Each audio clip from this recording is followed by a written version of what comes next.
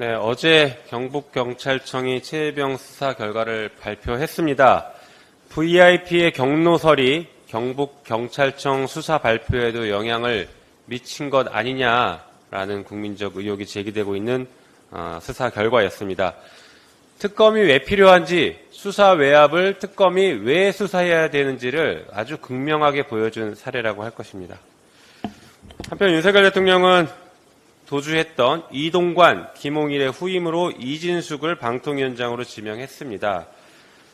정말 극우 유튜버식 인식을 가지고 있는, 그리고 정치적 편향성을 가지고 있는 이진숙을 지명한 것이 어찌 보면 윤석열 대통령에게는 매우 안성맞춤 인사가 아닐까라는 생각이 들 것 같습니다. 그러나 공영방송을 극우 유튜브로 만들려고 하는 것에 대한 우려는 전 국민이 가지고 있고 언론인 여러분들 역시 가지고 있을 거라고 할 것입니다. 헌법재판소는 헌법 21조 1항이 보호하고 있는 언론 출판의 자유는 국민주권을 실현하는 데 필수 불가결한 것으로 민주국가에서 가장 중요한 기본권의 하나라고 판단했습니다. 더 나아가서 표현의 자유는 단순히 개인의 자유에 그치는 것이 아니고 통치권자를 비판함으로써 피치자가 스스로 지배기구에 참가한다라고 하는 자치정체의 이념을 근간으로 한다라고까지 판단하고 있습니다. 민주주의 체계에서 언론 출판의 자유, 표현의 자유는 없어서는 안 되는 공기와 같은 매우 중요한 기본권입니다. 그럼에도 불구하고 윤석열 대통령이 방송을 장악하고 언론을 통제하려고 하는 이러한 시도들을 지속하고 있는 것은 민주주의에 대한 도전이고 국민에 대한 선전포고라고 할 것입니다. 국민과 싸워서 이긴 정권은 우리 역사에서, 그리고 세계 역사에서도 한 번도 없었습니다.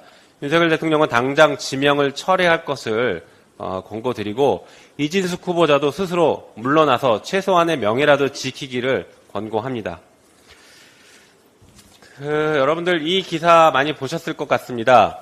김건희 여사를 조롱한 진해원 검사에게 징역형을 검찰이 구형했다라는 기사입니다. 이 진해원 검사가 과거에 SNS에 김건희 여사를 줄리라고 했다는 이유로 재판에 넘겨졌고 징역 1년에 자격정지 1년, 그리고 공직선거법 위반으로 징역 6개월에 구형을 했습니다. 이때 검찰이 이런 표현을 하고 있습니다. 피고인은 진해원을 말하는 겁니다.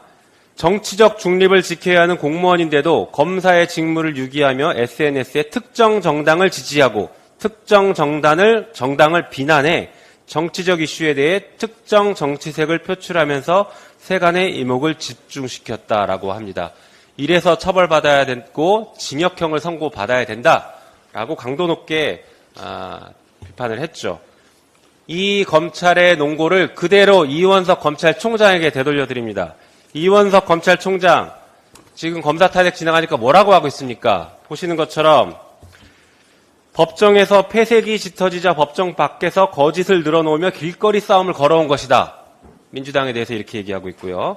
또 상대가 저급하고 비열하게 나오더라도 우리 검찰 구성원들은 위법하고 부당한 외압에 절대 굴복하지 말라. 민주당 보고 저급하고 비열하다라고 표현을 하고 있습니다. 이게 정치적 중립 의무를 가지고 있는 검찰총장이 공개적으로 할 얘기입니까? 김건희 여사에 대해서 줄리라는 표현을 썼다라고 해서 징역 1년과 징역 6개월을 구형했던 검찰이 그 논리 그대로라면 이 이원석 검찰총장에게는 징역 3년 이상을 구형해도 할 말이 없을 것 같습니다. 그러니까 지금은 검찰이 국민들께서 검찰개혁을 해야 된다. 잘못한 검사는 벌 받아야 된다. 탄핵해야 된다. 징계 받아야 된다. 이런 요구를 끊임없이 하고 있는 것입니다. 국회는 이에 대해서, 국민적 요구에 대해서 주저함 없이 지속적으로 응답하도록 하겠습니다.